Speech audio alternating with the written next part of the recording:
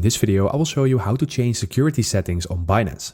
So first of all, open up your Binance app, and if you aren't started yet, then go ahead and check the link in the description to get started with free $100 when you sign up through this link and deposit $50 in the first 14 days.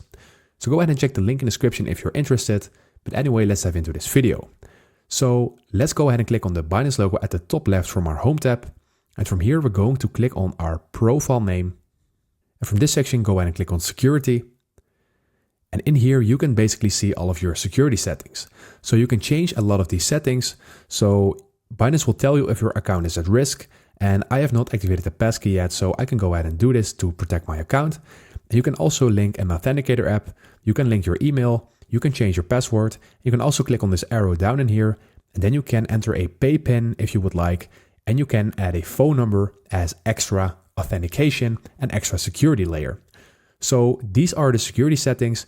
You also have security settings in here, so you can manage your account. You can auto lock your Binance app. You can authorizate the app, and you can manage your account connections and devices. So you can go ahead and just change these settings to your preferences, and this way you can secure your account. So that is it for the video. I hope this video helped you out. Please leave a like and consider subscribing, and then I see you in the next one.